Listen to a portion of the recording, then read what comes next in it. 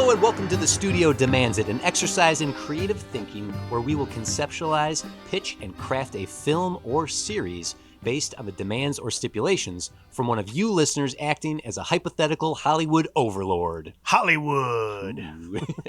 As professional screenwriters ourselves and massive cinephiles, we talk movies all the time. Movies! We'd like to believe that we are capable of meeting any demand thrown at us.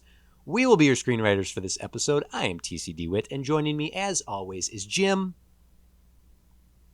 That's it. It's just blank there. That's all I have. Your last name isn't even on here. Wow. So you're I've achieved it. I've achieved single name the status. status of just having a single name. Not many have. You have your Bono, your Madonna, Beyonce, Madonna, Mozart. Yep. You're among an elite crowd. Those are all musicians. You're a musician of sorts. Mick G. You perform into a microphone. It's lyrical. That I just have a blank here today, but this is a screenwriting question actually. How would you write that joke? That way of saying what I just did. So this is something I used to mess with a friend doing this, where I would just stop mid sentence. Yeah. And he could never. It would always throw him for a loop because it's very upsetting. I'll do it in a second. Uh-huh. He could never achieve it. He would try it, and it was like, no, Chris, you're not doing it. That's not how it works. You have to. Right? That's uncomfortable. Yeah. And it works every time because your brain hears that handbrake's like, finish what you were saying. Like, if there's one thing that. Right? That's weird. So anyway, I think that's hilarious to do to people, just to stop cold mid-sentence. How would you put that in a screenplay? Well, so in the dialogue, at the place where you want to cut off, you put a dash. Mm-hmm. I know there's multiple names for it. I don't know if that's an M dash or an N dash. M dash, N dash, or hyphen. Like there's different terms for it. I forget which one is the appropriate one, but you put a dash, and then you go to blocking, and you say, speaker pauses as if gathering their thought or waiting dramatically. Listener leans in, waiting. Yeah. Speaker continues to pause uncomfortably long. Listener is getting more and more tense. See, that's how I'd write that. You aren't incorrect, and that would be a way to present that. That's a lot of explanation that would not fly for some producers, so then ultimately it's a gag we could write into something we're going to direct, and then therefore it doesn't need to be described as such. It becomes direction. I don't quite have a way to put it on paper and hand it to someone without explanation and them get the joke. Like, I have quite a story. I don't understand why someone would read that and be like, you shouldn't have written this. This is for the director to decide. No, that like it's like Mozart's There's Music in the Pause. Right. There's music in the silence. Mm-hmm. That's what's happening. This is still the script. I'm not saying it's not exactly a hard rule. It's just the less trust a producer has in a screenwriter, or if like a lot of the work I do is I'm writing something, handing it off, and never seeing it again. So to put something like that in text, in the description, is going to be confusing, and that's why I like if I could frame it. Okay. To some, I'm dealing with business people more than creative people sometimes. That's why I actually think the way I described it would be the way that they would want more than speaker. Stops cold. That's what dash. Next line, listener, ellipsis, speaker, ellipsis, right? Just like a series of ellipses. That's actually an even more concise way of creating the gag. But the problem with that is it doesn't explain what's happening. Right. It needs to be in the text that says the speaker has paused as though they're going to continue and never does. Yeah. Therefore, creating confusion amongst the listeners, the people in front of it. I just think it's a funny thing to do, and I've always tried I've tried putting it in scripts before, and it doesn't work. like hand it to someone like, I don't quite understand this gag, and then I explain it. They're like, oh, I'm not gonna do that. I'm like, yeah, fine, just cut it. It's just finding a way to do that. Right, because there's the Rocky Horror Picture Show. I quiver with Say it. Patient. Yeah. Legend. Wait for it. Dairy Yeah. from Barney does that in How to Met Your Mother. So there is examples of it, but it's just I don't know. It's just a fun verbal comedic thing that I enjoy doing, and Sure. not quite sure how to put it into script form. So thank you for indulging me in. You're welcome. That. But why don't we carry forth here with your strange singular name, Jim? Actually, no. Briefly, when you say it like you're cutting the name in half, Jim. I did here at 6'5 Media. One of our fellow family members in the 6'5 Empire is Top Hat Balloon Show, which is Max and oh my god, I just blanked on Max's partner's name. That's so embarrassing. But Max had Jeff Bell and I on to do an episode where we were reviewing bananas. Okay. And I like Jeff was like, "Hi everyone, my name's Trent Maxwell," and I'm Steve. Like I just did, like I chose to perform it that way, and then stared at the camera, and then the show proceeded. I'm Bill. There's MC Chris has an album where there's a bunch of skits in it, and the whole premise is he's in hell, and there's a game show called GTFO that if you win, you get whatever you want, and so you can get out of hell, presumably. But it works a lot like Running Man, and the contestants are going to be chased by hunters. Okay. And this is all just leading up to another example of where someone says their name and they cut it off like that. And one of the hunters, it's this the guy, the announcer announces like 30 hunters. Okay. And they all have ridiculous and obscene names. And some of them just have ridiculous names, but one of them is Jint. And it's pronounced like it's being cut up. Jint. And there's a pause. That's it. Yeah, it's a good example. And then the list continues. That's funny. And I'm Jint. Come again. All right. Well, let's learn a new name right now. Actually, here we go from one of our listeners, Jim. Our amazing listeners have given us demands from studios literally all over the world, and you listening right now, you can send us any demand you like, and we will have to meet them right here on the spot. See, it's uncomfortable. Yeah, it's fine. We'll have to meet it right here on the spot. And when we reach the end of the episode, if we've done our job, we may have pitched the full script and story meeting. Wait, see, I threw myself off by being a smartass here. Yep. If we do our job at the end of the season, this might be the demand that gets greenlit by the fans to be the finale. So thanks for everyone who has submitted. Please keep them coming. Today's demand comes from Bailey Remington from Intergalactic Banking Clan Studios. In the ever-expanding Star Wars universe, sorry, Bailey, I'm gonna be that guy. It's a galaxy. It's not you. It's not you. How dare you, Bailey? I'm sorry. How dare you? I'm sorry, Bailey. I'm on your side. How dare you? Star Wars fans are pedantic if they're anything. I knew what they meant. I didn't have to be corrective here. In the ever-expanding Star Wars universe, we have seen every side of each era's war from countless points of view, giving us characters we love and root for. Currently, we are getting the Bad Batch, which shows us the surviving clones of Order 66. The show is building off the years of work Dave Filoni has done to make the clones actual characters, all caps there.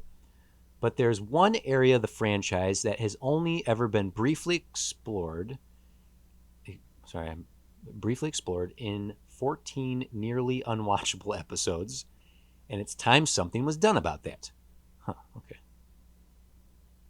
I keep reading. There's no reason for me to sit here and you got through the sentence. It makes sense. I'm not sure what you're... I'm just trying to think what they're getting to here. So says specific Star. Okay, the dozens. Okay, of the dozens of named characters in this specific area of Star Wars, there are maybe about 10 we actually care about. The studio demands that you guys come up with a film or series that makes an audience care or root or fear for an ensemble of droids. Our demand is that we love a new band of characters in the same way we love R2, C3PO, BB-8, B2, and L3. And Chopper, I'm going to throw that on the list. Do for the droids what Filoni did for the clones. May the Force be with you. Thank you, Bailey. Bailey Remington of Intergalactic Banking Clan Studios. IG, Intergalactic. That's what the IG stands for, and IG-88 is Intergalactic. Okay. I knew this was Star Wars related. I did not see that coming because Acolyte's coming up soon, so I assumed this was going to be something involving... What? Did I say it wrong? I'm working. I'm working on the premise. And what I was immediately reminded of is there was a joke movie poster put out a few years ago by someone on the internet made it because so many different Star Wars things are coming out.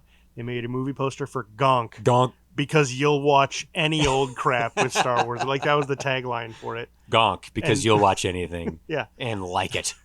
And that's basically that's the demand. That's the demand. Make a Gonky movie. Well, no, Gonk is the Bad Batch's droid, so he's. Oh, okay. This is. But like just that premise of make a movie about a walking battery.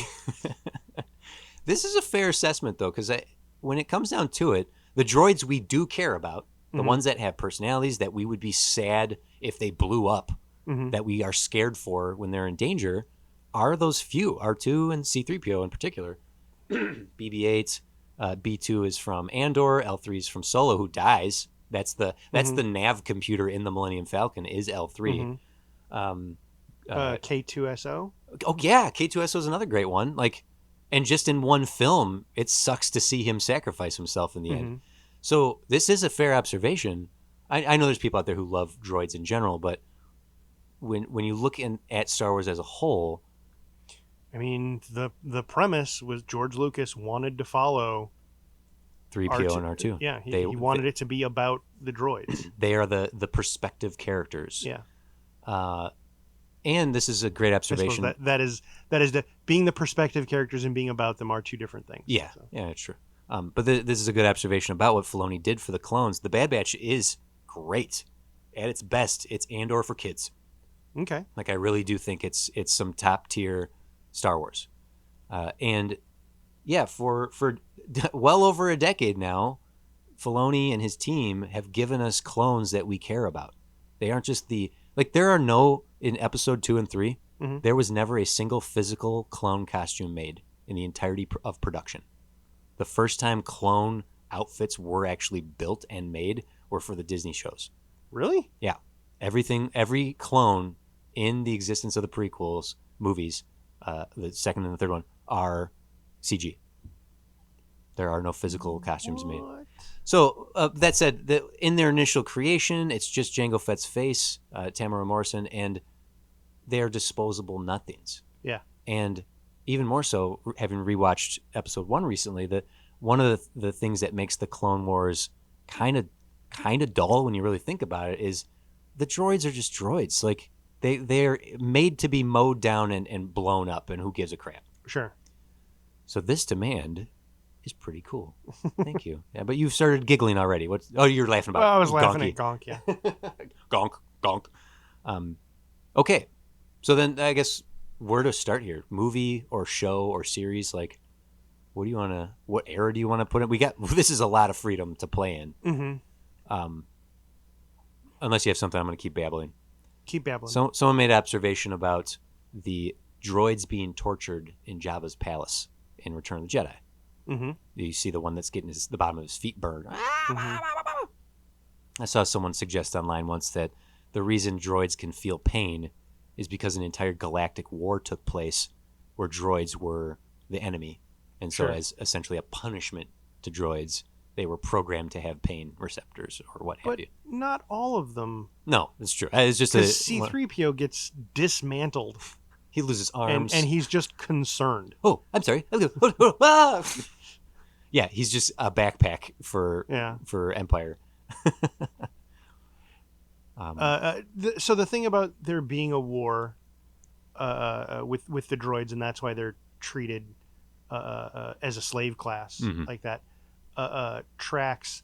I think where my headcanon goes, because not all droids are programmed with pain. mhm. Instead, what happens is someone like Jabba, who wants to torture them, has programming put into them, Mhm. says, now you have pain, and now I'm going to torture you. You must worship me, or I will punish you. Yeah. That's sounds like something he would do. I just had a thought, but I'll let you. You have what thoughts do you have right now? Um, Models. like lady models or No, no, no. Like frameworks. Like what story could we model this oh, after? I understand. Yes, yeah. In Um, the tradition of Star Wars, finding a place to begin, mhm. Hidden Fortress, Rashomon, uh, New Hope itself. and for this, the first place I go is the Brave Little Toaster. Okay, so it's a group of droids that belong to a child. No, no. I would change it. Like they would be on the run. Oh, okay. Um, Well don't then, yet know why. Don't yet know what era. Um, if anything, I'd probably they somehow get one or more of them mhm. have uh, some secret message put in them, and that's why they're being chased. Classic Star Wars. Yep. They got That's my first they thought. have That the might Death not be Star the plans. way to go. It's the Bothans. They have the Death Star 2 plans programmed Sure. in one. Yeah. Uh, I'll go back to a kid and droids. Let's try this on. Because I did have a thought that actually was similar to this anyway. A group of droids that like some sort of outpost that was destroyed in at some era, whether it's the original Clone Wars era or if we're looking at the Rise of the Empire era, if we want to go to the New Republic era that led to Force Awakens, whatever the case, an outpost that is destroyed, all the Hmm. humans killed, a handful of a half dozen droids survive, and one human child, Okay. and so the droids all become this individual kid's family. They rear her and raise that or her him them. They raise the child, and then the child is taken, and now the droids are on a rescue mission. That's there. That's sort of just the first brainstorm spaghetti strand that shot out my nose and is sticking to Sure. the wall currently. My my contention with it Yes. is I like the demand of make it about the droids, Mm-hmm. so I don't like a child being the motivation. It's the MacGuffin. Sure, you're Because not the wrong, kid's taken in the first 10 minutes, and now it's like, we got to rescue the child, so we follow the droids trying to save a kid. but droids can't just care about droids. Okay, all right. Uh, yeah, We can't just they can't just be like all of these models are we don't have time to go through all these models. They're assumed corrupted by the Empire. mhm. I'm putting this after the fall of after 6 basically. Okay, so after the New Republic era. Yeah. Um, we don't know. We don't have the time or personnel to go through each one and clean them. So just scrap them all. Hmm. Oh crap! Let's Let's run. yeah. Okay. That's my first thought. If you want to do the rescuing a kid, that's fine. We can go that route. Well, But you've thrown something out there that is worthy, at least in a little bit of like having 5 or 6 droids who are on an assembly line to be mind wiped or decommissioned or destroyed, and running for it. hmm So then it becomes okay. They got away. Whatever. yeah. Why would it be so important that they go on the run and that they are being targeted to be destroyed? We can't let these 5 get away.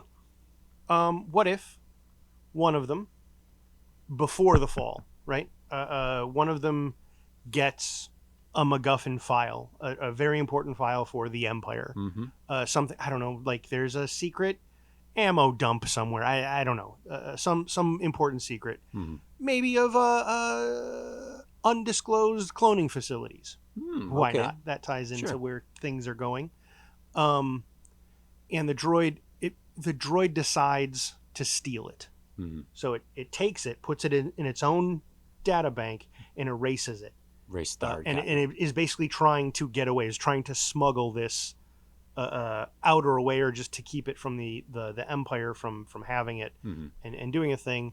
Uh, Empire falls, so essentially is successful, and maybe a couple of like other droids help hide this droid.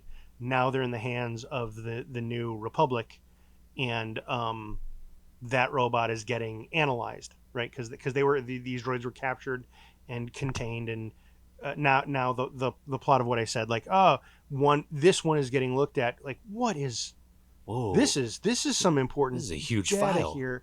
And my first thought is not, because I feel like the droids, these are the good guys, the droids would be like, yeah, take this data. But it's instead flagged in a way like, no, that's super dangerous, scrap them. In fact, scrap all of them, because we don't know if it's spread to any Oh, of yeah, them. And yeah. so, like, oh, no, Sir, we I wanted to can help. assure you, I am simply a protocol droid. Yeah, I have no information regarding Mount Tantus. yeah. Why? Well, you just said it, so now you do have that information. Ah, damn. Something like that. You are staying truer to the demand by making it exclusively droids, as opposed to my suggestion of rescuing a kid. Um, so I'm willing to keep going down this rabbit trail, because then they are 5 or 6. What do you think? I like the number 6. We can go with Okay. 5. That's pretty classic. You like the number 6, but you're acquiescing to 5? Yeah. These 5 droids then run for it. So now they are they running like they need to be destroyed. They have hugely critical Empire data. Mm-hmm. It's definitely within the tradition of Star Wars that a droid has very important information inside of them. Yeah. Get me that droid. Get you that droid, sir? No, I don't want the droid back. I want to know that it's been obliterated. Just go get those droids and destroy them. And if it is going to be set afterwards, like having it not just be well-meaning, but because Andor touches on, or no, Andor's pre-Empire. that's right. The Mandalorian season 2, the later stuff, the last season touches on New Republic people who are well-meaning but are kind of just as bureaucratic and inept as the Empire. And there's the building towards the First Order is happening in there. Yeah. Okay. So maybe we could incorporate the First Order. Basically, I'm trying to. There's 2 different groups of people who are chasing these droids. Yes. Okay. That's where I was going with that. I have an idea. Just you got something. Okay. If we're gonna stay true to George Lucas's original vision that the main characters and the POV characters are these droids. Mm-hmm. So in the background, what's gonna happen here? In fact, it could lead to a massive battle. Say like the first true battle of the First Order versus the New Republic. Like that's how this story ends. Sure. Is that wherever like the New Order has been slowly, the First Order, right, has been slowly like putting their pieces on the board and preparing for the rise of the new Empire. Mm-hmm. There's canon for this that we could we don't have access to right now, but essentially like this all builds to the rise of the First Order, while the New Republic is trying to sustain this new democracy. Okay. And then imagine that it all culminates into the shot heard around the world, like the war starts today, right? That is where the climax of this story is that battle, and the droids, whatever path they take in this story, leads to them basically running through the battlefield or being involved with the battle happening all around them. Sure. That gives us a climax of explosions and ships and blaster fire going back and forth in the midst of these characters just trying not to die. Yeah. And they kind of represent, with having that data inside of them, in one of them, what this is all about. Is like, if you can latch onto what the Empire left behind, a new Empire can rise. We need to destroy these guys because they have information that could destroy the New Republic. Or they have information that could help the New Republic rise and be the strongest democracy ever. You sound like a bad guy. You sound like a good guy. You all sound like bad guys, right? Like, so then it's not just two different people coming after him, the New Republic and the First Order. It's like people, like multiple factions who all have one motive or another. Yeah. That's like the spine of the story right there. Yeah. So, Done. All right, cool. Well, so and yeah, having them, your pitch is great. Of like, whoa. Well, what is that? What do you think that a cloning facility isn't bad? That is a lot of what the retconning has currently been involving. Mm-hmm. Well, I think the other reason. Thought of another thing. I'm not necessarily remembering all of the details of 7, 8, and 9. The First Order, was the First Order aware of Palpatine? Well, with their retconning, no. Okay. I don't believe they were aware that Palpatine was still pulling strings all along. Sure. But that works to our end because they knew Snoke was the leader of the First Order. That was who they answered to. Oh, right. The thing I groaned at that it could be, and I don't want to do it, so definitely talk me out of even suggesting it. It's an Ewok, yeah. Starkiller Base. The plans for Starkiller Base. I don't want it to be that because it's just repeating. It's almost too obvious. It's too easy. It's almost like poetry. It rhymes. Yep. Yeah, I don't want it to be. It's a standard AB scheme is the poetry that is. Yeah. So a cloning facility isn't nothing. Like the idea behind the clone work that's currently being had in the canon as it is now is all groundwork for cloning Palpatine. Yeah. In the Zahn trilogy, that spawned a lot of what's happening. Mm-hmm. Mount Tantus has been used in the Bad Batch. By the way, Remington, Bailey, I know your demand came in while Bad Batch was still going. Bad Batch is currently ended. I do recommend it. They go to Mount Tantus. Mm-hmm. Mount Tantus is the cloning facility from the Zahn trilogy. Okay. In exactly that name. So having an access to a cloning facility that could make another new clone army is advantageous for both the good guys and the bad guys. And destroying that doesn't break the current canon. So you're saying there's another cloning facility. Yeah. Okay.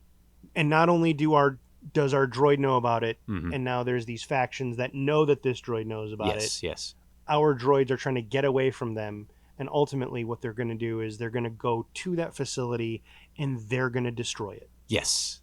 That doesn't even necessarily need to be their original mission. At first it's run. Who can we trust? We can't trust anyone. This information is so critical. What even is this information? Sure. And then they look at it, and sort of the first act twist is we see this is what it is. We know it was a big deal, but now we know exactly what it is. Anyone who gets this can form a new army. What are we going to do? We need to destroy it. Yeah, we got to go shut it down. So then they have to, they're on the run, they're being chased, and they're going to the one place that everyone's trying to get to anyway. Yeah. Yeah. That's pretty cool. Yeah. And then the first battle of the First Order versus the New Republic can be on and around that planet. Like we have a climactic location even. Mm-hmm. Yeah. Would it be too contrived if? So what I'm thinking? What if it? What if I'm imagining the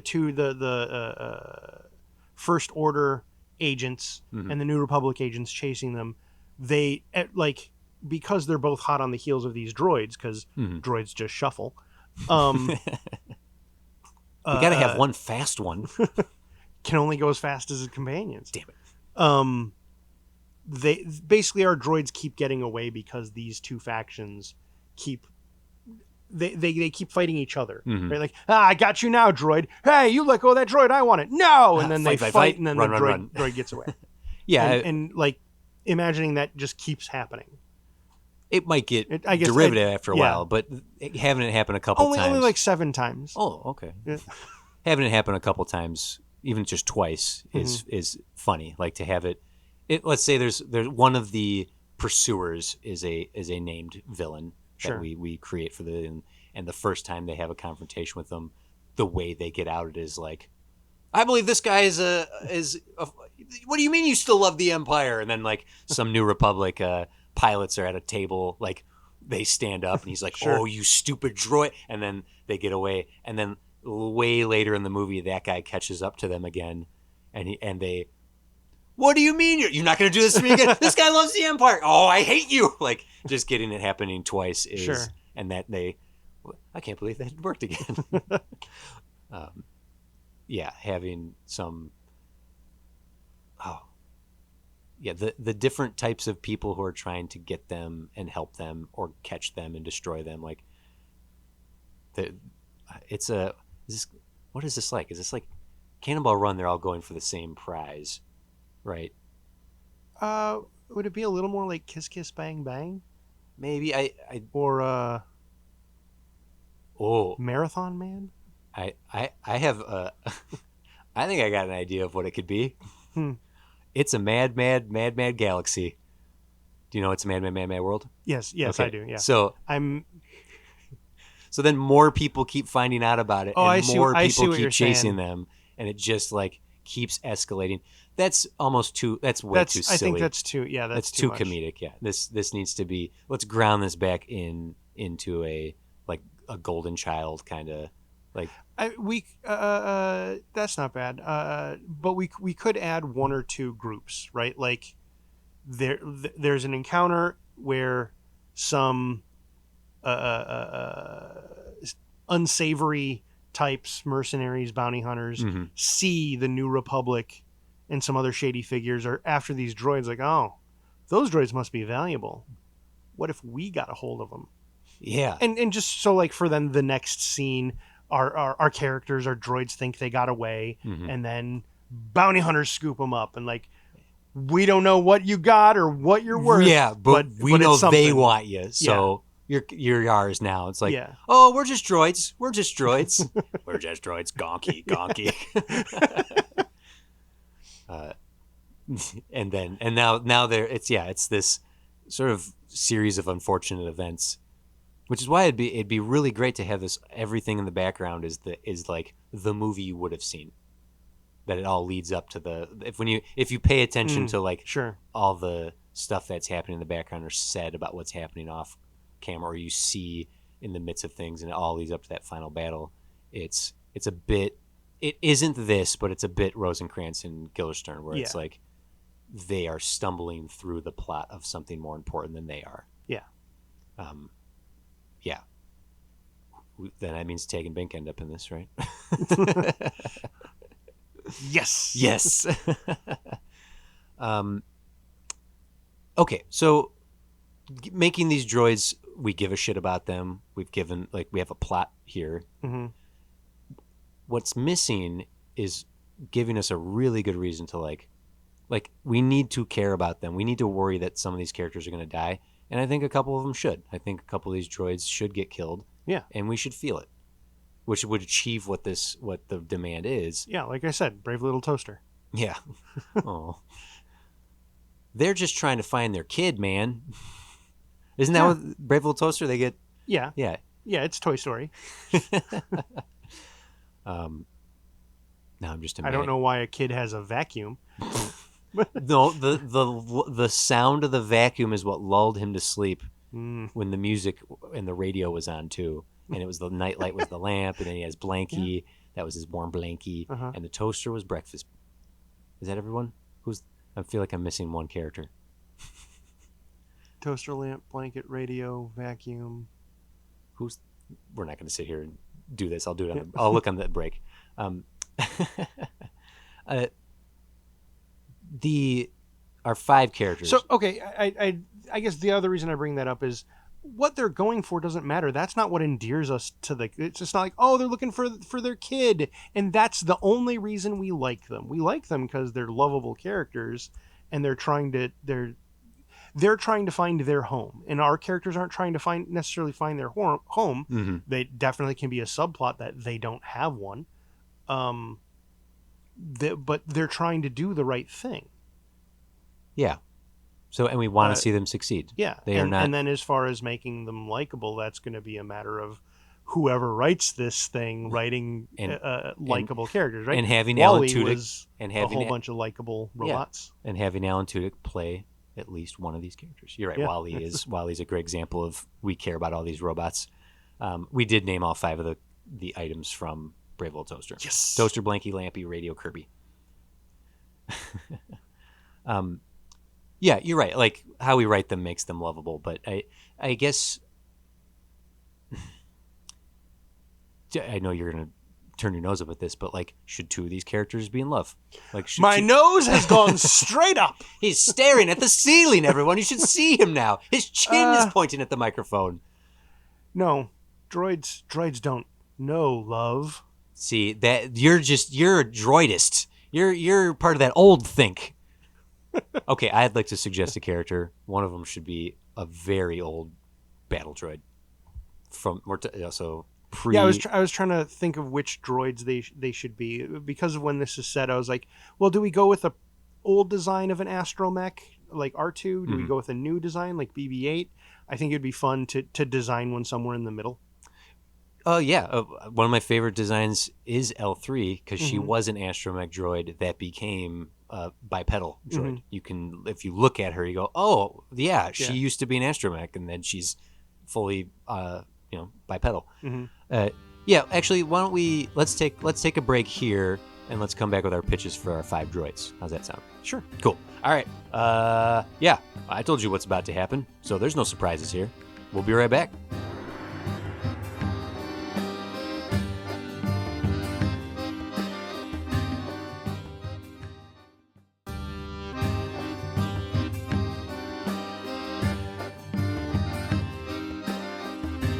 Right, and we're back. Okay, so I was thinking of movies that are like people chasing things. So like Raiders of the Lost Ark, everyone's going after the Ark, and the Maltese Falcon, National Treasure, Transporter. What's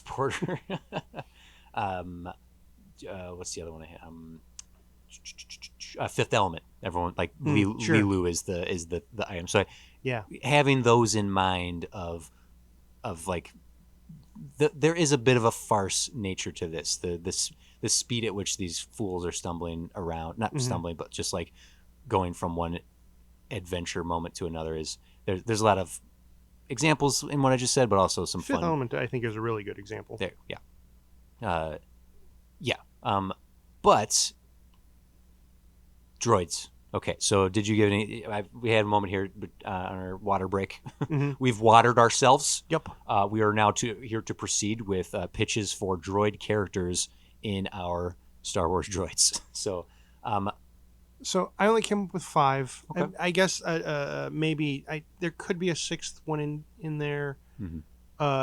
Here's the ones I came up with. Okay. I decided on the droids.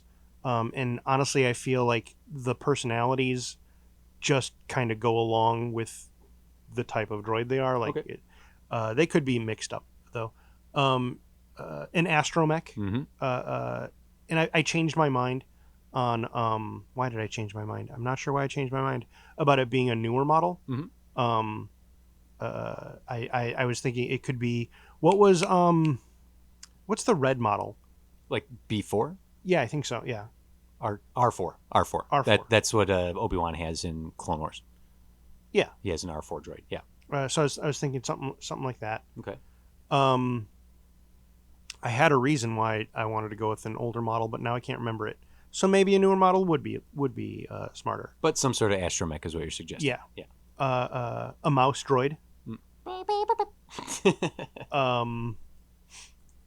A protocol droid.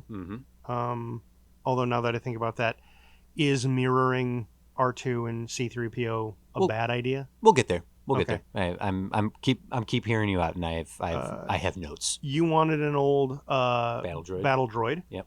Um, I'm thinking specifically the rolling ones, the The big. droid the Gus, the destroyer droids. Yeah. I was Um, thinking a classic Roger battle droid. I think my fifth one here is why so we already have. I don't want to overload bipedal droids. Sure. I'm thinking the destroyer, the big one, Mm-hmm. and for the fifth, a pit droid. Remind me. From pod racing and Oh yeah, just yeah. Press their all noise. of Tatooine. Yeah. Okay. Yeah, for sure. Like I see, they have the little helmets. You hit Yeah. their nose and they like retract. Okay. Those are 5 classic droids. Like they come with some preconceived thoughts. Like people see a protocol droid, you can't help but think of C-3PO first, and then Mm-hmm. they speak and have a different personality. There's plenty of other droids to draw from here. So that was 5. I did have in my the one of the first things I thought of was, would it be rather than right an R2C3PO, that being sort of the duo there? Yeah. What if it's 2 protocol droids? Okay.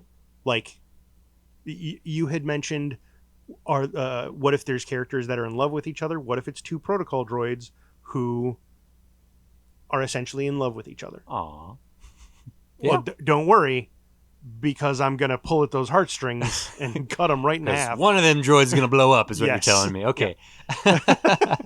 Well, I think if we go classic some sort of astromech, 2 protocol droids, a mouse droid, a battle droid, and a destroyer battle droid, that gives us 5 classic droid. I think there might be an argument to be made of introduce a new one. Nothing wrong with that. Sure, that's true. Not I. I'm willing to go protocol droids in an astromech and be cool with that in the cast, but I don't want to do another K2SO looking droid. Like he's As far as like whatever new one is. yeah, designed? like just weirdly, I'm okay if we see another C-3PO looking droid, with some sort of unique quality to them. In fact, having them be the remnants of the Empire, and they've been modded a bunch of different ways, so their look is unique. Sure. That's like if we see a lineup of droids getting destroyed in this opening sequence, what have you, we will do what Lucas did, and you'll get to see all the models that were rejected for our main characters. Yeah. Right. But then coming down to some sort of R2 unit or an astromech, a couple of protocol droids that are in love. I like that. The mouse droid's interesting because the mouse droid, people can pull off all the time with a non-verb, like Wally. yeah. I mean, R2, BB-8, all these characters don't. Well, a bunch of these characters don't talk, but like that's what the mouse droids are most known for. Mm-hmm. Giving a mouse droid the full treatment, that's a fun idea. Yeah. Particularly if we kill this one. Oh no! Oh no! No, my roller skate. Okay, so let me go into what I thought when it came to droids, which was personalities. I wasn't thinking of models. I was thinking of Well, who are these characters. So you had mentioned personalities. Yeah. Off mic, and I think personality.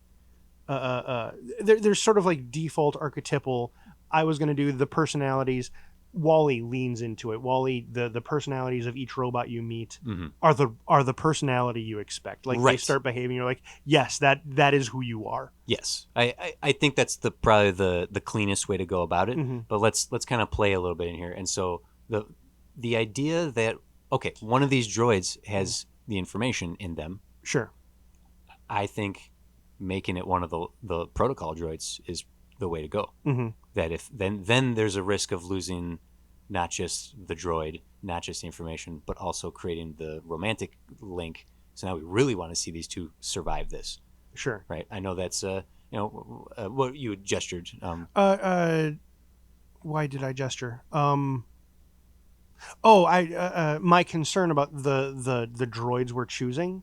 Star Wars does a really interesting, good job of having the droids be representative of eras and areas. Yes. Right. So like, my concern about having a battle droid or a destroyer, is those are Trade Federation. That's Trade Federation technology. Sure. And once the Trade Federation is no longer a thing, that technology stops being used. Okay. And so it doesn't mean we couldn't craft a story that justifies how and where they find them. Like, and the other thing is, all 6 of these characters don't have to start together. We could start with the protocol droids, and then meet the others along the way. Yeah. So in that way, they get sent to an old droid decommissioning reclamation facility. Reclamation, better. Yeah.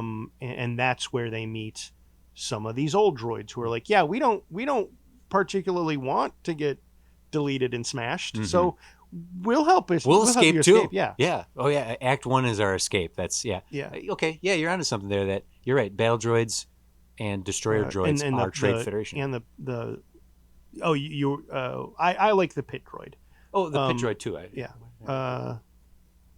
The pit droid. What the pit droid allows us. This is, it can be used in story, but it's almost more of a gaming thing. Is the pit droid allows the droids to fix each other without it being like an actual doctor kind of a mechanic droid. Yeah. That I initially thought. So going to my personality types or like sort of assignments, having some sort of mechanic droid could be the classic astromech. But I think you're right. There's some fun to be had if the pit droid is the fixer. The one who's like can scurry up on one of them and fix them in motion, because I love the idea of a big destroyer droid is their muscle. He's just like a cantankerous asshole weapons droid. It's like, yeah, like giving him a voice that's very like, yes, I like to go. Like making him this aggressive monster, and having a pit droid on him fixing his arm while he's in mid battle. That's a fun image. Yeah. Like those are 2 great characters right there. We have our asshole weapons droid and a mechanic. Great.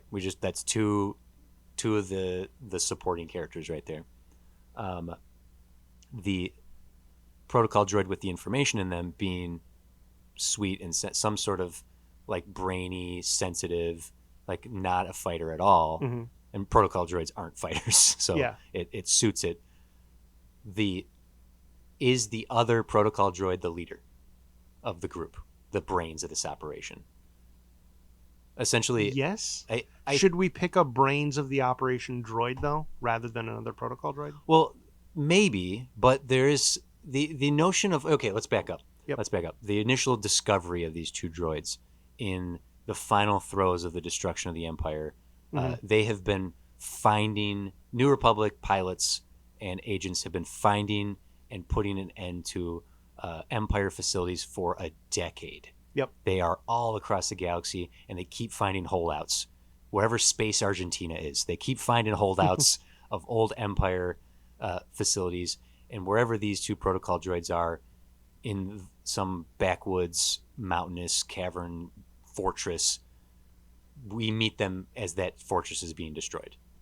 Like, the movie opens with this final holdout, and this place is trashed. They've been in hiding for so long. They haven't updated anything, so everything is sort of cobbled together, giving them like a junky look about them. And then getting them to the reclamation facility and all that. Having the other protocol droid, so we have the sensitive one, the more legitimate protocol droid who has the information to them. Having the other one be okay. Oh shit! We can draw from George Lucas again. The original pitch for C-3PO, he was pitched as a car salesman. The personality of the original C-3PO, when it was still like the Journal of the Wills and the Star Wars, C-3PO was pitched as a fast talking car salesman type. I thought that was Han Solo. I thought he was a fast talking car salesman lizard guy. I could swear it was C-3PO. He was supposed to sound like a used car dealer. Yep. Okay. So that's our leader. Is this smooth talking protocol droid? And he doesn't need to look exactly like C-3PO, but having him be some sort of bipedal protocol looking droid. Okay. Different face. Right? It doesn't have to be Sure. 3PO's face like Sure. we're so familiar with. There's our leader. The mouth. Oh yeah. Okay.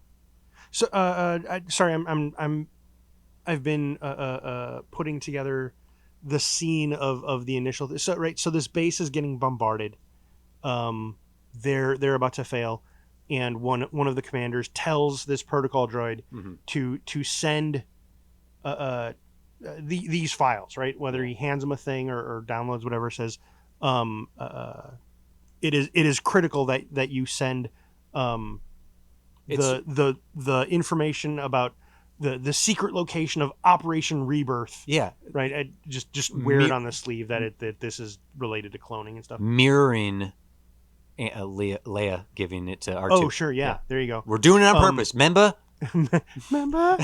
Yeah. So yeah. But like to the end, like he does that, and like literally the protocol droid is supposed to turn around, put it in a computer, so that the last remaining satellite dish sends the signal before they're overrun, and the protocol droid decides not to. They put it in themselves. Yeah. And I do imagine it's I imagine it being the sweet one that does it. Yeah, Not the smooth talking one. Yeah. I did something. What do you mean you did something? We got to escape. The master gave me a protocol. Great. Yeah. What are we supposed to do with it? I was supposed to destroy it. What'd you do with it? I put it in me. Oh. No, not destroyed. So basically the deliver it. Yeah. And I didn't do that. Where was I going with it? So the base is being destroyed, and the final evacuation is called, and the commander is leaving, and the protocol droid is going after him. And he's like, "What are you doing? There's no room for droids." And he pushes that droid back into the command center. The doors close, rubble falls. It's build up like this droid's about to be crushed or is stuck here for a while, and like a door opens or the rubble gets pulled away, and that's where the car salesman protocol droid is there, like, I got you. Come on. Yeah. And so that's how the two of them escape together. Yeah. And they know each other, right? Sure. They've existed in this facility together for some time. Sure. Great. Okay. And then they escape together. Yeah. Yeah. But they're still captured and sent to the reclamation facility. Yeah. The reason that there's this escape is because the base is destroyed. Right. Maybe I misunderstood that notion. Yeah. No. The base is destroyed. Yeah. And they're like, okay, we need to get off the planet. I'm imagining they get scooped up as prisoners. Yes. But droids aren't really prisoners. It's just junk. Yeah. Yes. I was going to suggest we immediately see the smarts of our leader droid, who's like, the only way we're getting off this planet is if we if we're captured. Yeah. We're going to give ourselves up. We give up. Is that the best idea? That's the only one I got. So then that gets them to the facility where they are and having some, and this is the bureaucracy showing that we see in like something like Andor, like the backup. We can't just crush these things. We have to wipe we have to download all their information and then wipe it and then either reclaim them or crush them. There's a whole system in place. I'm still dealing with battle droids, okay? Yeah. That's how long the paperwork is in this place. And that's how many of them there are. Yeah. And it allows us to exposit what's happening, why they would be doing, like, reading the droid and being we have to see what information this stupid thing has on it. Don't you look like a mess? Huh? What the? Whoa! Nothing to see here. Smooth talking protocol droid, sweet droid with the Okay, we have one fifth member of the team that could be essential for our adventure here, and it's a pilot, and that could be the astromech, because R2 flies just as much as Luke when he's flying the X-wing. So having some sort of like short circling pilot like astromech should they all meet here in the jail scene once we get to our reclamation facility? Yeah. This is a bit Guardians of the Galaxy as well. It is. Just realized So did I. And it's literally the poster behind your head. Is that why this happened? Am I that susceptible to No, subconscious? because it's literally behind me, so I didn't see it. But I like moments around. I'm like, oh, we this just is made mirroring we Guardians just of the made Guardians of the Galaxy. Yeah. Oh no. It's okay. That movie was real good. Yeah, it was the best Star Wars we got, and It for a long was. time. Yeah. You're like, we don't need another Star Wars. We got Guardians of the Galaxy. Yeah. Then no. Aw. Then no. I'm saying We don't should they all meet meet them here? all there. No, I say Well, the other difference though is the Guardians didn't meet in prison, right? Our two protocol droids are going to meet the old Federation era droids. sure. I don't know why our pit droid is there. Well, But, the pit droid and the pilot droid could be partnered up already. Oh, the God, pit droid. Jesus Christ. What if the pit droid is there's a bunch of them. They are the ones that dismantle the droids. Oh yeah, like that is what they're being Like it's not repurposed for. they don't just put them under a crusher Mhm. and say cubed done. Cute.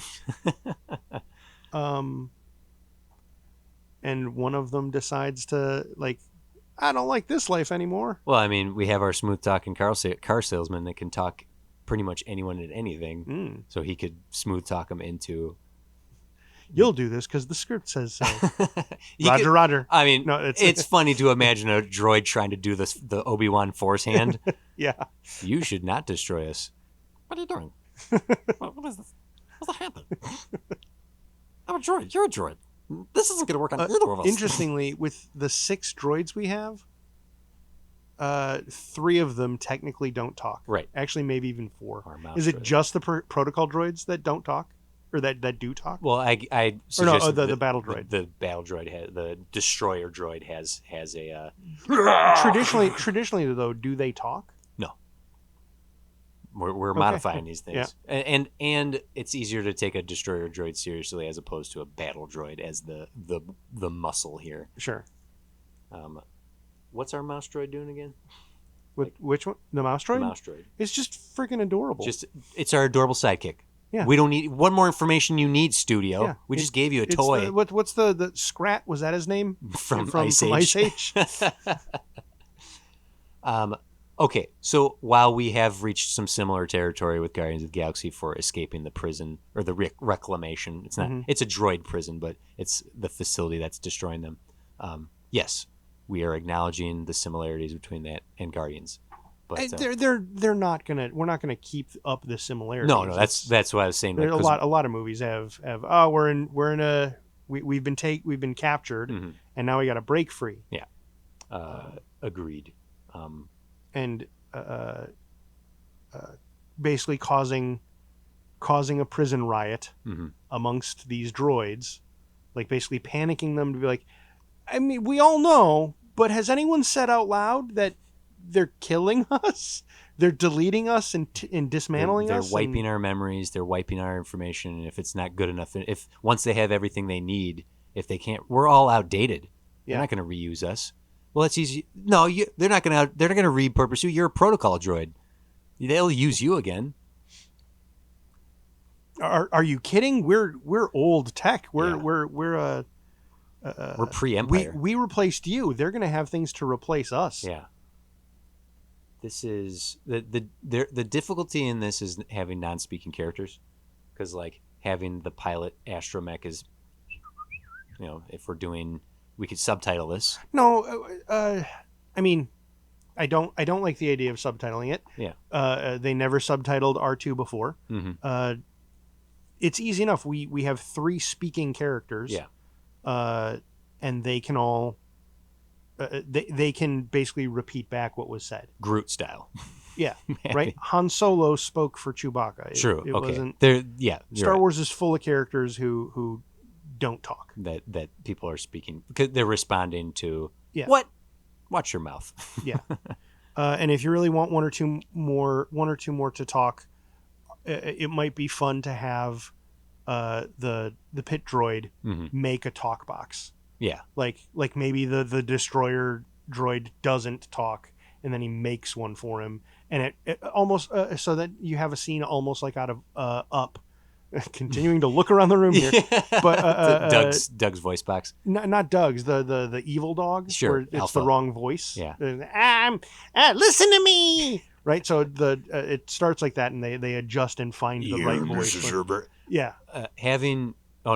Here's a suggestion for. I know we're putting a lot of humor into this, and that's just the nature of what we're doing here. Having one, like the pit droid makes one voice box and puts it on the destroyer droid, so it's like, we need to get out of here right now. I'll shoot our way out of it, and then taking that off and then putting it on, and the pit droid's that like, could be fun. that's a great idea.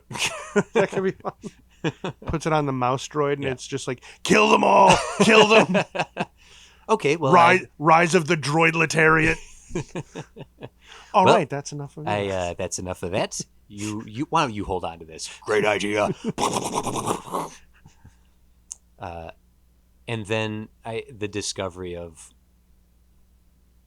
should the escape and the discovery of why they're so the deprogrammer, the New Republic person or persons, however, couple 2-3 people that are like, holy shit, you got the best MacGuffin we've seen in a long time. Yeah. Cloning facility to be revealed now. Okay, so then they know what they have and they're on the run for it, or do we just know it's something big and reveal later that it's clone related? I think really early on, I think my initial instinct is to get it out early. Okay, like right from the get. And honestly, I think that is the better way to go, because it moves us away from Guardians, because they know everyone wants the gem and they don't know why until the collector tells them what the gem is. Well, and the way we can do it in the movie is we don't have to say, and this is the secret backup cloning facility for Emperor Palpatine, which will be important in about 5 years. No, it's for a clone army. It's not not for Palpatine cloning. This is for a new clone army. For new clone army. Just to differentiate. I don't mind like really heavy hints that's why I was like secret base Operation Rebirth type thing, or something like that, or I guess secret operation new clone army. That's fine. Something right from the get. So by the escape, and when the programmers have their moment of, holy shit, you know what this is? What am I looking at? It's a cloning facility. Like a clone army? Yeah. Where'd the droid go? We need to go. Like they're already on the run while everyone's gawking at the screen. Sort of, yeah. And before they there they are, riot. What I was thinking though is, I don't know why. I don't think it should be either of the ones that actually see the file first. They, after the riot, someone from the New Republic shows up. What happened here? Like, there was a uprising of the droids. We lost a few. Oh well, I mean, that it's not that big of a deal. They're being crushed anyway. No, one of them had this, like Sir, the name of the file or whatever, enough information. It's like, we need to find that droid. We need to find that droid right now to destroy it. So then you have a new conversation of like, find it to destroy it or find it to bring it back. I don't know. Because then it's a matter of, do we want to get the information to build our own army, or do we want to destroy it so no one can? Well, I'm saying that's the characters are asking that question. Sure, yeah. Because the motives are going to be different for nearly everyone going after this thing. I think it'd be bring it back if you can, destroy it if you can't. That would be the proper answer. But having a New Republic soldier, or like thinking like Cyril Karn in Andor, like he's such an opportunist. He's way more motivated to climb the ranks than he should. And so having someone who's part of the good guys go, no, we should have a clone army. Like, I'm a good guy. We should have a clone army. Okay, sure.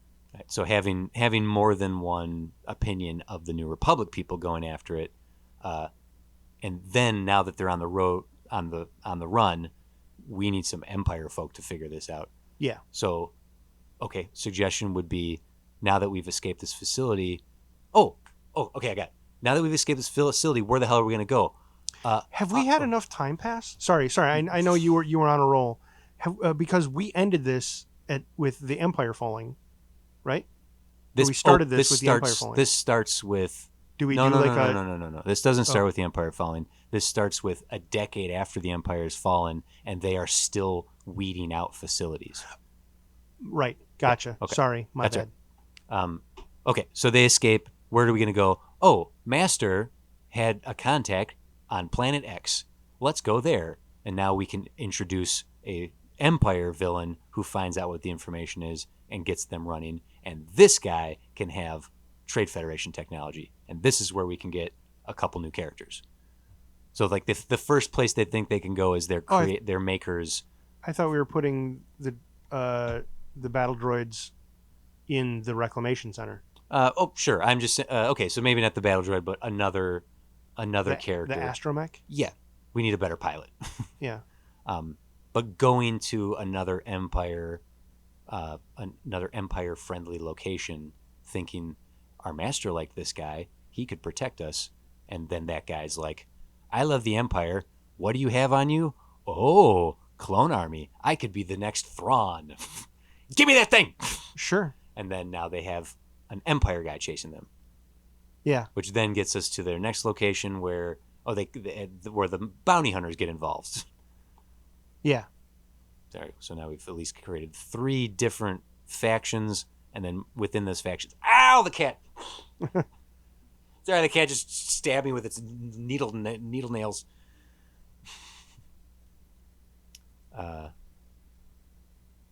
Okay. We're blasting out information here. Yeah. Moving them from piece to piece to piece. Do you have any thoughts right now? I kind of want to get to the Empire faster. The Empire guys, the First Order guys. Sure. One of the programmers could be like right from the get. Sure. Oh, if they're not, they're opportunist, and so they got some information right after they already told their upper guy. Superior, yeah. He goes on the what's the Star Wars internet? I know they have one. I don't remember the name for it. The HoloNet. The HoloNet. Yeah. He goes on the HoloNet, and he has some information for sale. Information for sale. And so, sells that. We could do even a clandestine meeting where he meets up with them, and they do like a nasty, like, thank you for the information. And what about my credits? There's your credits. Yeah, something like that. Yeah.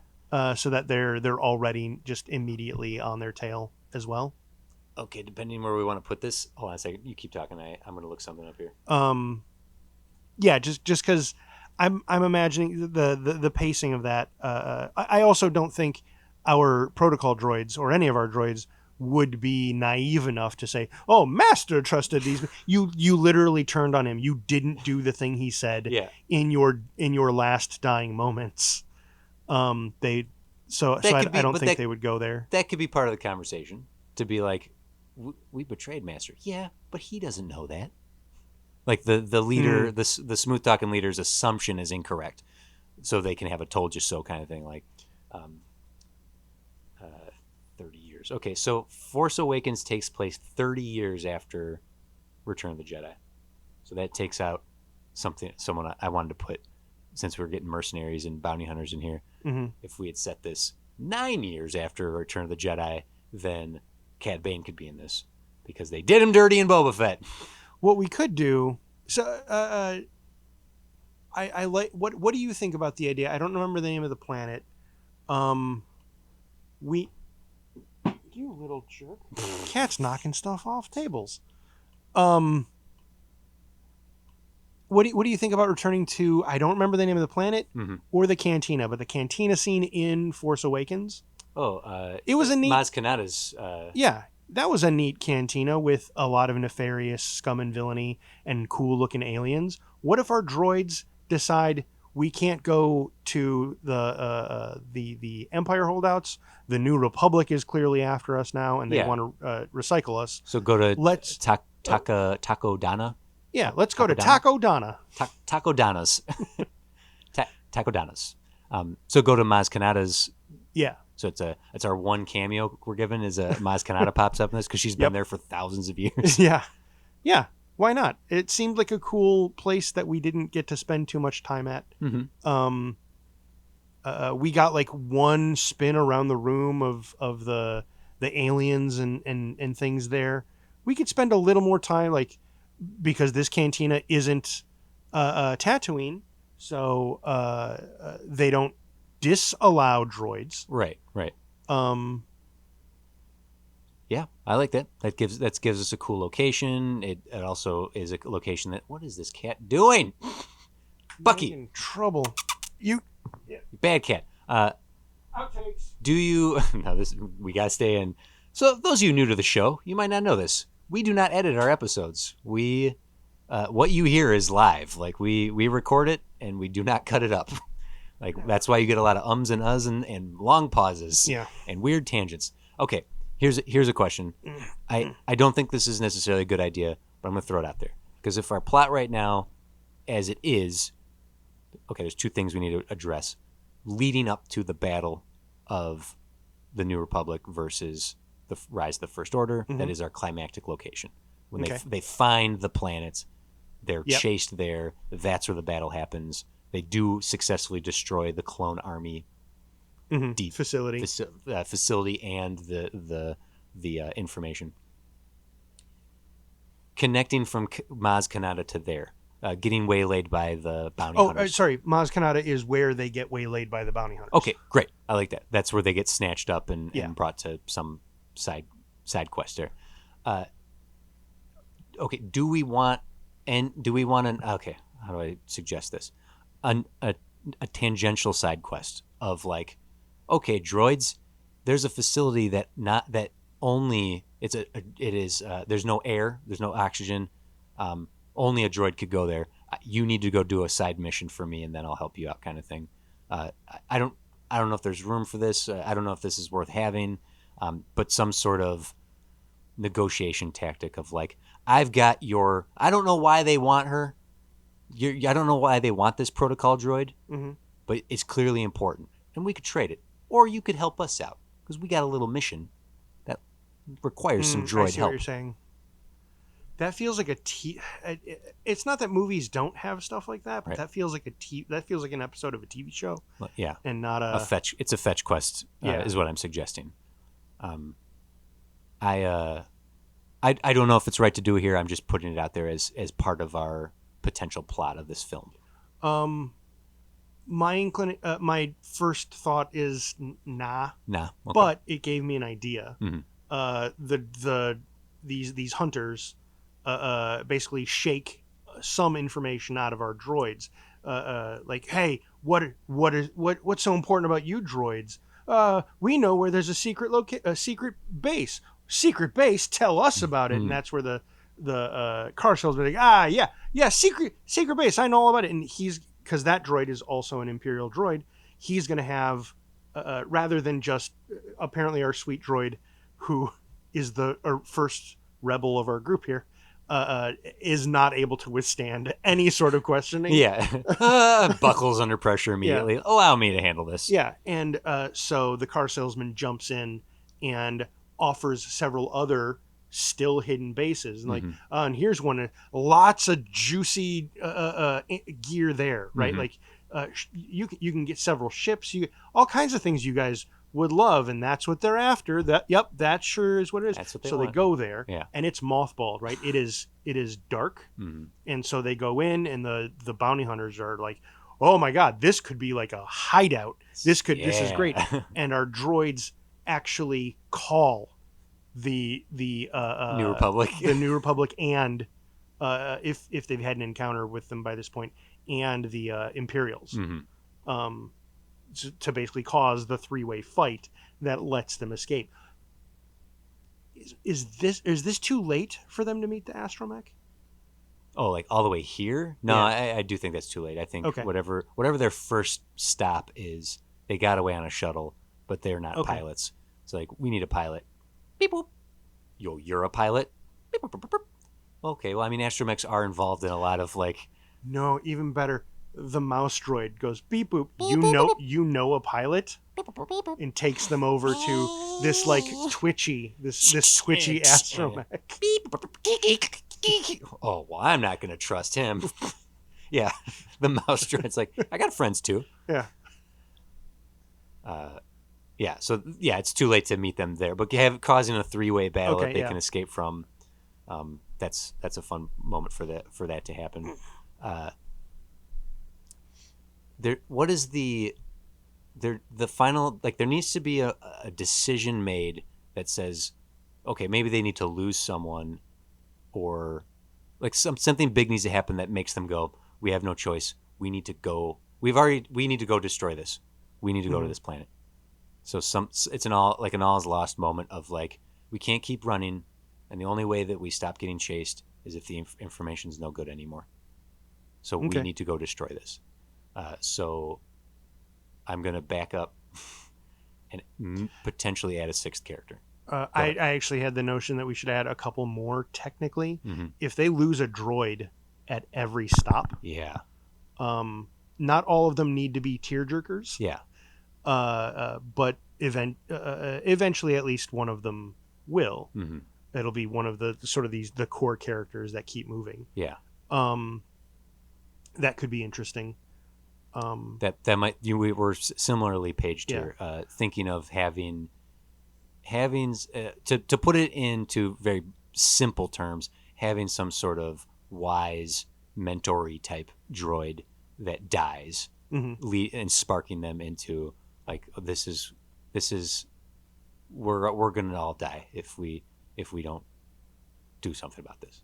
If we just lost this guy, or this character, that, that's pretty simplistic, monomythic tale telling, which is in the tradition of Star Wars. So it's not, I'm not like poo-pooing it or saying it's the best idea, but that could be the last little thing we need to launch them towards push them in the direction of the finale, of getting to the planet, of having an older type droid character that gets killed in front of them.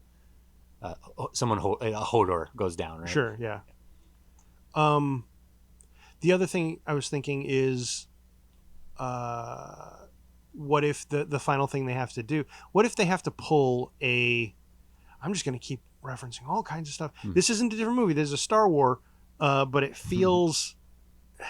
I feel like a lot of people who hate the sequels are going to get mad at the suggestion. Oh, what if we pull a Last Jedi? Okay. So the end is them blowing up the base, right? No one gets to have this. The thing is, they're never going to, well, I guess they might stop if they know that that's the information. They're going to stop looking for them if they think they're dead. Yeah. So in blowing up the base, they need to make it look like they've died in that as well. I don't know how. I don't know what sort of MacGuffin thing they could hide themselves in to escape. The Millennium Falcon. that was a thought I have. It doesn't have to be that. It really could just be they blow up the base and our antagonists know that is all of the actual information, and so they just drop it. Yeah, I think that's probably the safer way to go, because even if the droid survives, that's it. This is what the droid's information was, and now we all have it. Yeah, we and it's rubble. Yeah, we just need to know where Tanis was to get the Ark. We got the Ark now. What do we need Dr. Jones for? That's true. Yeah. Right. So having getting them to the location and letting that be the spark that begins a Star War. God, we can do it, Jim. We can do it, Jim. We can do it. Yeah. If any movie can have a character say it, it's right here and now, and that means Matt Walsh is cast in this film as he's the got to droid. be the guy. He could be our salesman droid. He could be. He could be our main character. Ladies and gentlemen, what we're about to do here. It's been decades in the making, and we didn't even start it. Nope. We just laughed at it as teenagers. Yep. The Upright Citizen Brigade has a sketch on their show, the Upright Citizen Brigade TV show that was on Comedy Central, where a guy goes into a video store and claims that he has the titular line in Star Wars, which is ludicrous. It's not in there. Yeah. And then he films himself at a Burger King and inserts himself into a deleted version of the movie and shows it, and just cuts from Star Wars to this guy sitting and going, boy, I sure am tired of these Star Wars. And it's been we might have referenced it in the 2 other Star Wars episodes we've done, but It's so ludicrous. I don't think we did. okay, it can happen. We It could could, have a yeah. character say it. I sure am getting tired of these Star Wars. I think to make that work, the old wizened Mhm. droid. Yeah. If we could make it a droid that has been like one of the originals, maybe K2SO. Yeah. No, even older. Hulong is a thousands-year-old droid. He's from Ahsoka. He's the one who helps build the lightsabers. Oh, so are there any other droids like him? Surely he's not the only one. I'm like Because his I model. I don't know if we could contrive a way to get him to cameo in this in Droids. Surely his model exists as well. Sure. Like Well, but have any of them survived the way he has? as far as I know, no. Do But we get, I don't know all of. or do we give it to the mouse droid when he gets the voice box? I sure am tired of these Star Wars. I just like the. I mean, having Matt Walsh play the main character Yeah. is kind of fun. Yeah. Although Matt Walsh plays kind of like awkward, like he doesn't play smooth talking really well. Yeah. But he has. Like he's better at playing sort of like a dope. But He could be the one that can't lie. oh, the sweet one. Yeah. Yeah. Yeah. And then Ben Schwartz. Could play, which is funny because Ben Schwartz and Bill Hader provided BB-8's voice, Oh, so they've already got They Ben did? Schwartz in the mix. but BB-8 just bleep bloops. Well, then it can't be Ben Schwartz. Got to be someone else.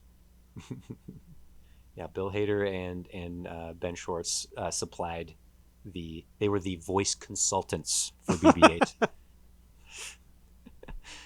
One of my favorite clips of a droid situation is Alan Tudyk is voicing. He does K2SO. Mm-hmm. Actually, I don't think it was for K2SO. It was some other job. Oh, I know. Sorry, he does Hey Hey in Moana, and Yep. it's the clip of him going, "Maka!" And he looks at the camera and went, "I went to Juilliard." Yeah. Okay, so the subplot that's happening around them, that's sort of it's there but not in your face, that leads to the final battle, is that the New Order or the First Order is finally going to make their move. So all the way at the beginning, when our deprogrammer sees what's here and is like, I could sell this, right there in that moment could be, this could change. This could ignite the war. This could ignite this could be the turn in the tide that the First Order's been waiting for. Maybe not that exactly, but Mhm. saying right up front that Oh, yeah. the powder keg is ready to go. Yep. And this could be the thing that sets it off. We could do a Snoke name drop. We can do a Hux name drop. Mhm. Kylo Ren could already be out there. Like, Yep. having that stuff spoken of in hushed tones or in the background, Yeah, and it definitely would be. and done masterfully. And I'm not even sure. I don't know if we're capable of doing it. As I'm suggesting, it'd be one of those situations where, like the episode of Community where Abed plays an entire show in the background, Uh-huh. a second viewing, Would everything let is you there. watch all of that Yeah. happen with all of the secondary and Yeah, it's like background characters. like look in the background of this scene. This is an exchange of information right there. Like having a full film play out in the background of this movie would be such a cool challenge. Yeah. And it wouldn't be impossible. I referenced that episode of Community where Abed takes a back seat. Mhm. He's like, I've been pretty main character heavy. I'm going to take it easy this episode or whatever. And then he delivers a baby in the background of Yeah. the show. That would be so cool to Yeah, to be pull able off. to have the world of Star Wars to have these big things happening Yeah. around them. There was one bit I thought would be fun to include. Mhm. I think it's far enough away. A clone. having a clone. Having one of a clone, but he like helps them. He sees that they're on the run, and basically right, because the clones are going to be really old at Yep. this point, right? Yep. If well, Rex is canonically the old man with the white beard on Endor. If you want to know how old they are, they've retconned Rex to be Okay. Sure. that soldier on Endor. Okay. Yeah. Ultimately, yeah. I was thinking someone that old. Like maybe he helps them get off of the Cantina planet. Yep. Or maybe it's a scene after that. But the idea that he sees them and he says, "I know what it's like to be, Thought of this way. yeah, and to be disposed of." I know who it should be. Captain Cody. Captain Cody canonically does not have a death. He is not exist like canonically. The last time he's seen is in the Bad Batch. I won't say no. Yeah. I would prefer it to just be some new clone. Just some clone. Yeah. Okay, that's fine. I'm kind of like was that Kenobi that had a clone just begging in the street? panhandling. Yeah. Help an old soldier out. Yeah. Something more like that, rather than being a cameo. Sure. Because then that, like, I feel like that mirrors even more so. Captain Cody. Yeah. Captain Cody. He's a named character. The character may not feel this way in the world. May not know he's a main character. Commander Cody. I correct myself. It is Commander. Okay. But there's sort of a right. That's like you are correct. Chris Hemsworth saying,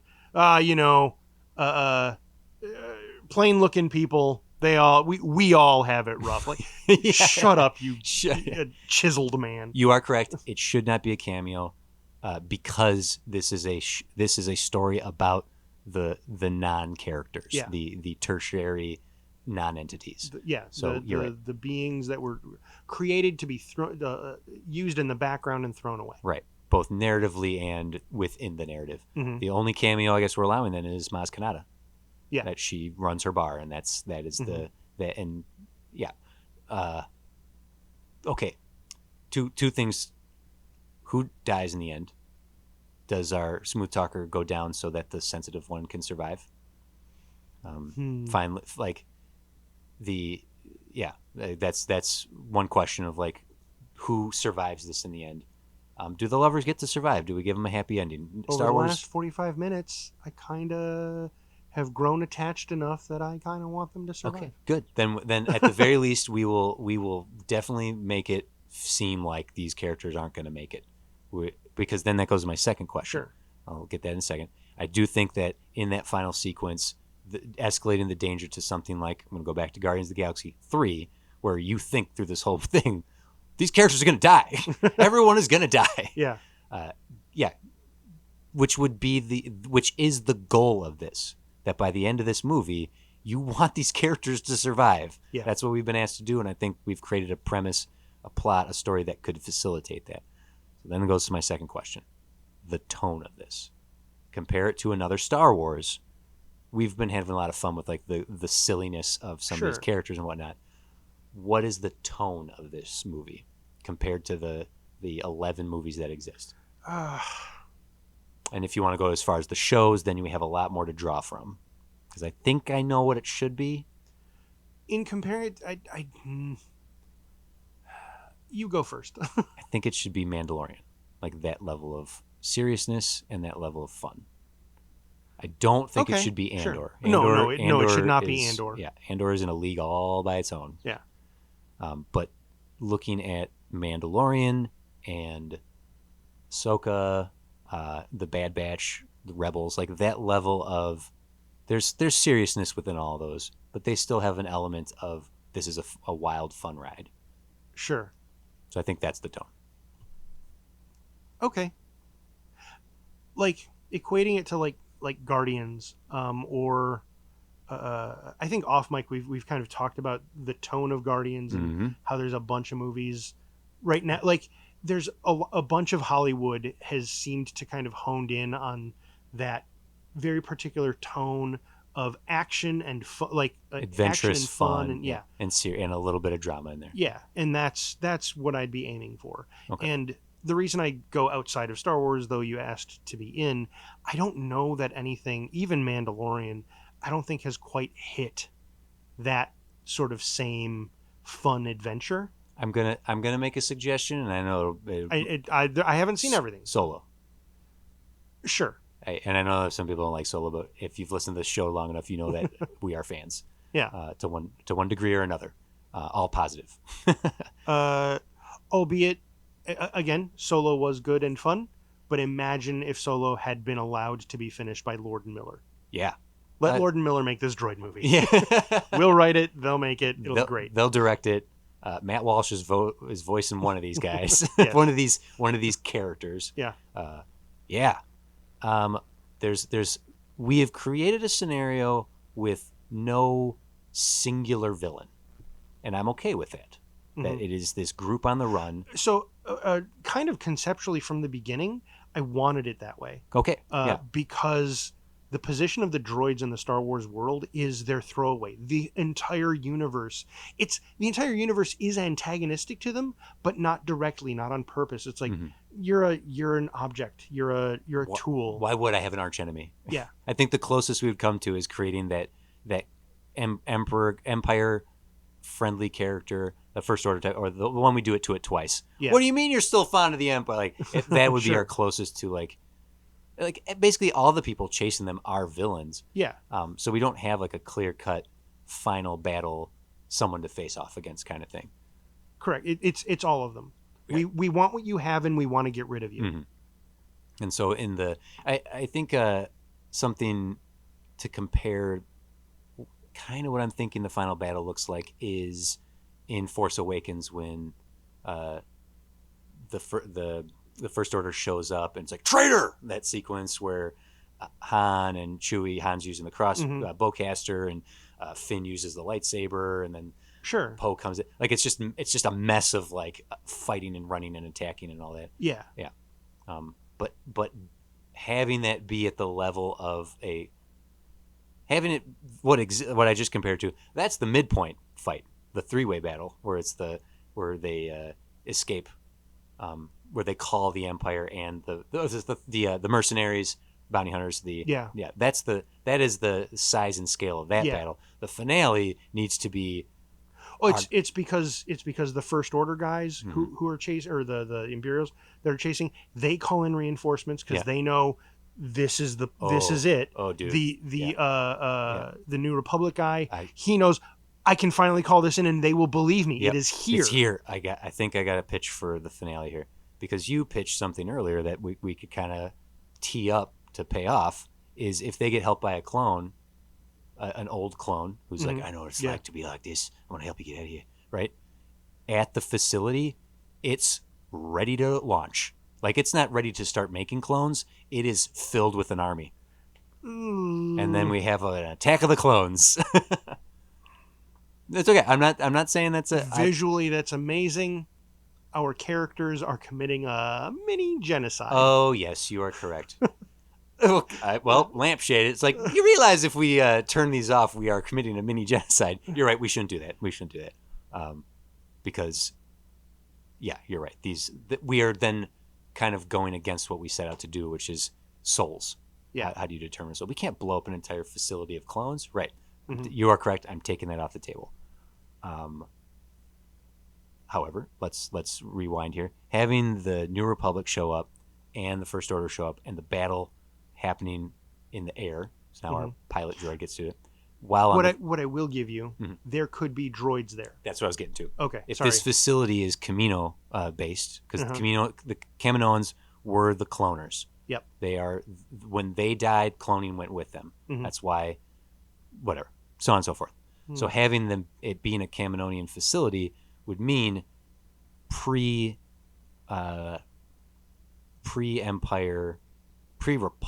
Republic era droids. We could invent a whole new droid. Yes, thank you. Yeah, that you're correct. Yeah, and having them Kaminoan security droids. There you go. Some sort of tech we've never seen before. So then there's now we're killing a bunch of droids, which we just made a whole deal about. So these droids, they're not just like, what's going on? Yeah. Oh no! They're kill, Or kill, like, kill, kill, yeah, kill. yeah. They would essentially be Imperial, Okay. Yeah. right? Because that's what this is. That's what they're doing. They're making this army for Imperial purposes. Okay. And then I guess go back to my initial So question.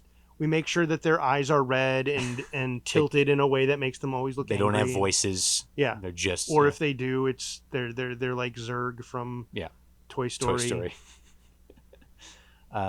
Having our 2 protocol droids survive, I like that they get there happily ever after. What about our mechanic, our destroyer droid, and the mouse droid, and our astromech, like the 4 other characters here? Do we want to see? Do we want to pull a reverse Rogue One and have everybody survive? No.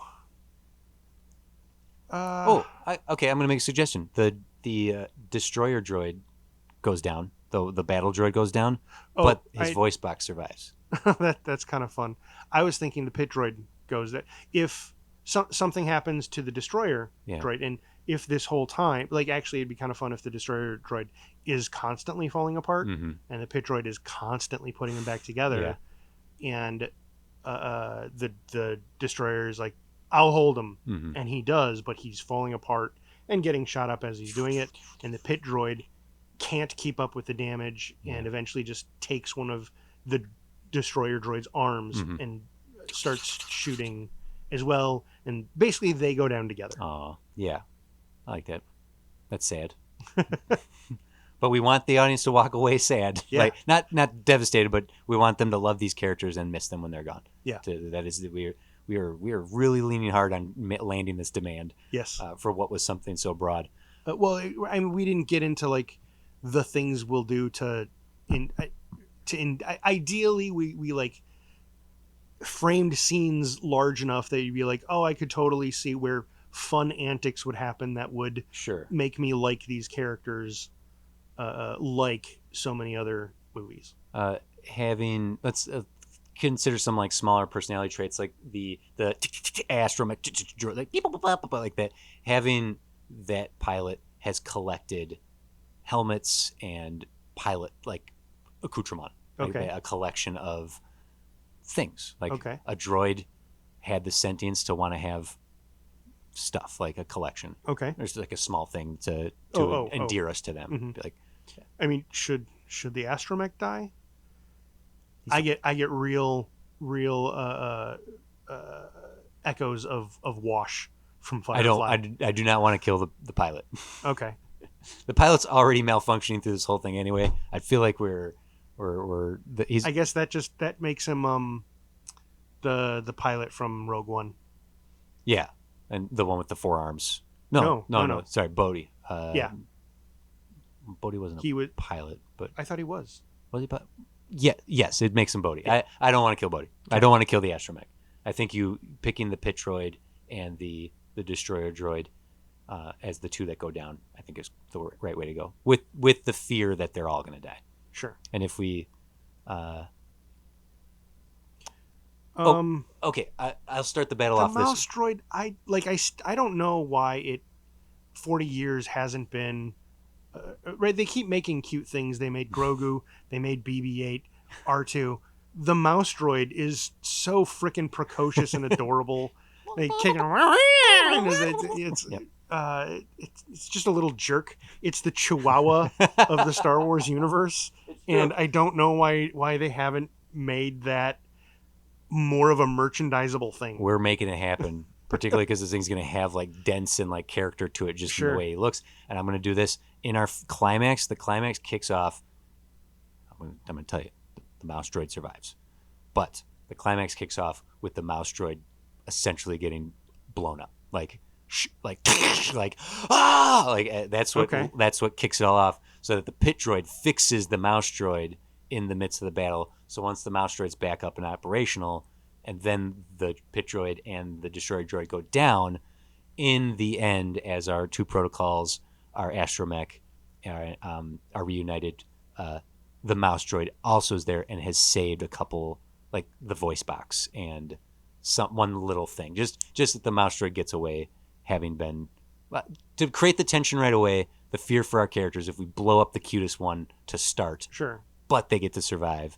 The fear will be amongst the audience of like, well, if they killed that one, which one aren't they going to kill? Oh, so I was going to suggest the mouse droid either carries a thing or zooms into the oncoming Yeah. bad guys, and an explosion happens, and either we kill the character there, or later at the end of the battle or very near the end of the battle, he comes skating out of some mouse hole somewhere. We think we could do all of that.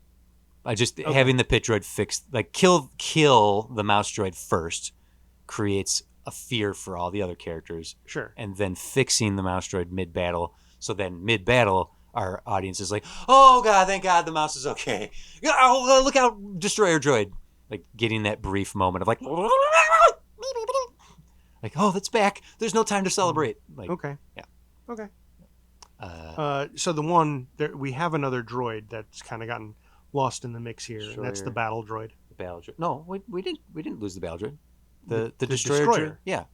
You just said in the end, like the destroyer droid is constantly being fixed. This whole time I thought you had said a battle droid and destroyer droid. No. So we had a Roger, yeah, and no. The bowling ball of doom. I had booted that Roger battle droid. This whole time there was a Roger with him, No. And I was imagining a whole scene where the slick talking protocol droid, they have a whole scene like in New Hope, where they're down near the trash compactor area, and over the mic, what's going on over there? Roger.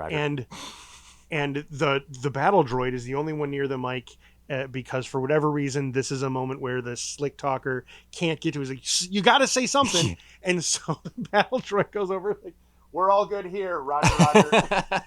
He's back in. Also, I figure he can be the one. He's going to be the voice of like talking them through. He's a fighter. He's a warrior. Yeah. Sure, he's not the droid. monster destroyer droid, but he's like he's the one who's going to be able to kind of direct them places, and also be a little goofy. not necessarily. He's not necessarily goofy, but like the way they were, the way they kind of use them. Like, what do you? That doesn't compute. Process something. Yeah. Yeah, that kind of thing. Okay. I like this. I'm trying to. I think we're at a point now where you want to know how many droids we have? Well, no, because with that battle droid we have 6. We have 7. So we have the smooth talking proto. I forgot about the Astro. We got our pilot. We got our mechanic pit droid. We have our sweet droid. We have the destroyer droid and a battle droid and a mouse droid. So, and I think they all serve a purpose. Having the battle droid go down in the battle is sad, but also, now we've got another one to sacrifice in the end. And like the dial, he can go like basically we can make him like a Viking. Oh, he wants to go out and he wants to die in battle. Yes, he's wanted it for 30 years, even longer. Yeah, you're right. Decades. This has been in the like yes. This is all I ever wanted. Yay! And I'm also sad. Okay, Bailey Remington from Intergalactic Banking Clan Studios. I hope you're not disappointed. We didn't put an IG unit in this, but maybe in the very originally, like when you were reading the thing, I was thinking if there was going to be a bad guy, it would be an IG unit coming after him.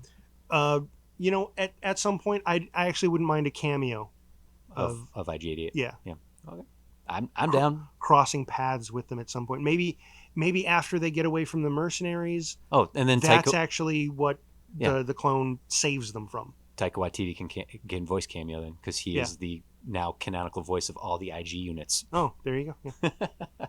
Yeah. How did we do? I think this one's fun. We didn't really have a Star Wars.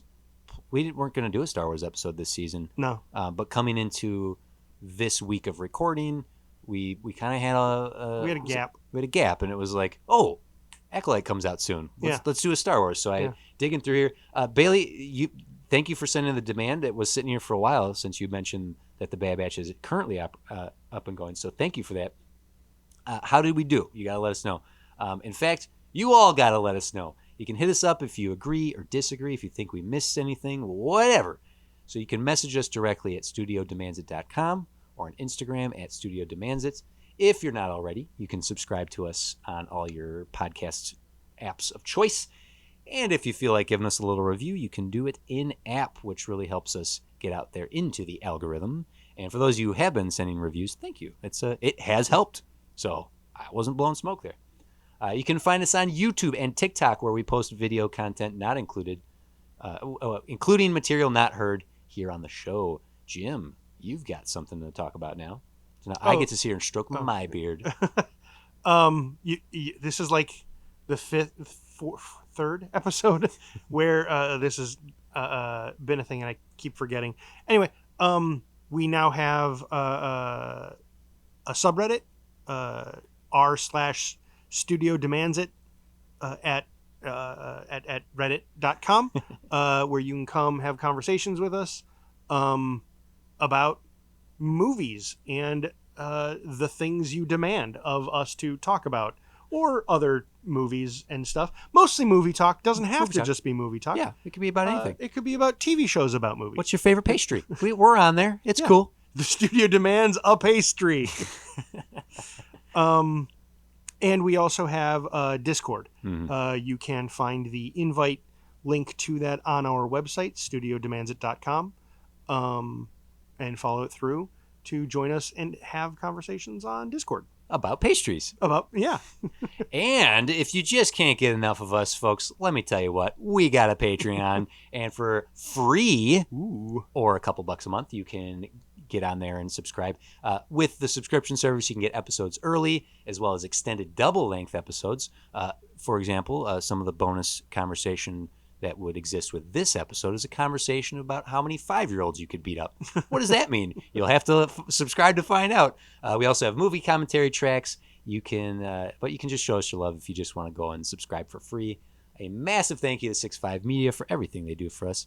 Please check out the other 6.5 shows. A lot of video game related stuff. You're into that sort of thing. But that does it for another adventure in a galaxy far, far away. And I think the droid that is going to join them that gets left behind at the reclamation center is a KT. A K2 unit. K2 unit. Yeah, okay. Like literally it gets to the, like they hit the button and the blast doors are closing, so they're not going to get out, and just a K2 unit just comes up and grabs them and holds them, like, and it won't be able to get through itself, so it can only just hold it enough for them to get through. And then yeah. Honestly, every droid type will appear in this movie. Yeah. Ooh, in fact, in that scene, more than just our characters make it out, but the ones that aren't going to stick around, like, there is squabble amongst the droids, and a bunch take off this direction, like, no, we need to stick together. Mm-hmm. And then the only ones that stick together are our characters. Yes, that's great. We couldn't call it droids, right? That's already a thing. I think we could.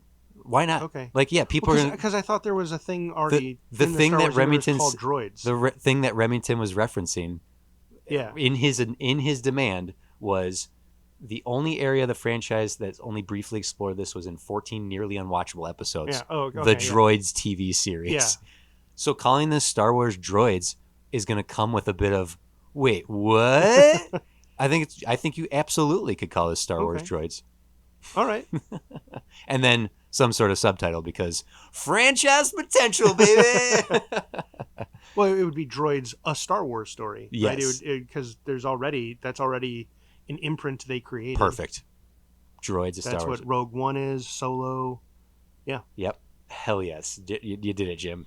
Yes. That does it for this episode. We'll be back again soon to take on one of your demands and challenge ourselves to improve the world of cinema. I am TC. Yes, you are. And you're Jim. Yep.